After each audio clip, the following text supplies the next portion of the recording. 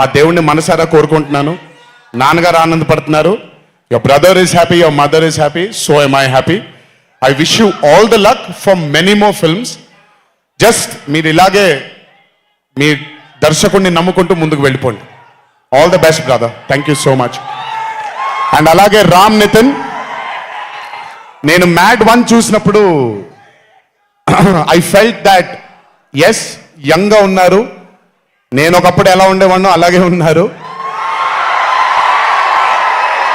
Maybe కొంచెం ఎక్స్పోజర్తో, camera ముందు నిలబడడం అంటే అంత ఈజీ కాదండి, దోల తీరిపోద్ది.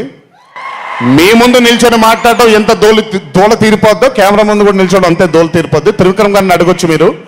ప్రతిసారి షూటింగ్ వెళ్ళినప్పుడు నాకు షివరింగే వస్తుంది, అదంతా మీకు తెలియదు కానీ but today when I saw Mad 2 I think Ram Nitin has killed it. చాలా చాలా చాలా చాలా బ్యూటిఫుల్గా చేశాడు, చాలా అద్భుతంగా చేశాడు. కామెడీని పలికించడం చాలా కష్టమైన పని అండి యాక్టర్కి.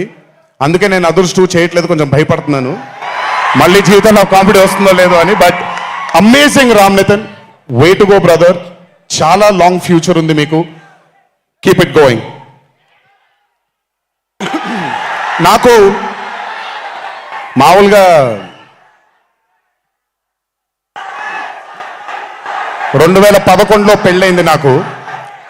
2011లో పెళ్ళైంది నాకు. వీడప్పుడు చాలా చిన్న పిల్లోడు. ఓ రోజు మామూలుగా అసలు మాట్లాడడానికి కూడా భయపడేవాడు. నేను ఇంట్లోకి వస్తున్నప్పుడు కూడా లోపలికి వెళ్ళిపోయాడు, ఎక్కువ నాతో మాట్లాడేవాడు కాదు.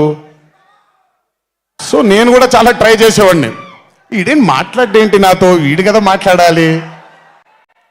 వీడు మాట్లాడేవాడు కాదు. వీడు ధైర్యం చేసుకొని మొట్టమొదటిసారి నా దగ్గరకు వచ్చి ధైర్యం చేసుకొని చెప్పిన ఒకే ఒక మాట, బావా నేను యాక్టర్ అవుతానని. అంతే ధైర్యంగా నేను కూడా, నా సపోర్ట్ నీకు ఉండదు, పోయి సావన్నాను. అంటే చెప్పాను కానీ బట్ నాకు ఎప్పుడూ ఒక చిన్న భయం ఉండేది. యాక్టింగ్ అంటున్నాడు, సడన్గా ఇంట్లో నుంచి ఒక 4-5 మధ్యలో ఉండే వ్యక్తి ఈరోజు అందరి ముందుకి ఎక్స్పోజ్ అవ్వబోతున్నాడు, ఎలా ఉండబోతుంది తన కెరియర్ అని ఓ భయం ఎప్పుడు ఉండేది నాకు.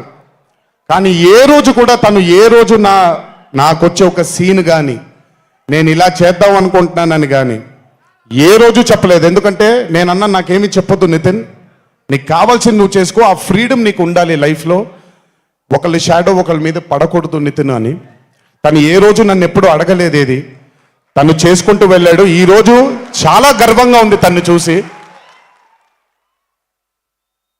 And this has happened because he's worked with good directors. మంచి దర్శకులతో, మంచి నిర్మాతలతో పనిచేశాడు కాబట్టి తనకి ఈరోజు తను యాక్టింగ్లో తను ఎక్సెల్ అయ్యాడు అని అంటే అది దర్శకులు, నిర్మాతల వల్లే. నితిన్ గుర్తుపెట్టుకో, ఆల్వేస్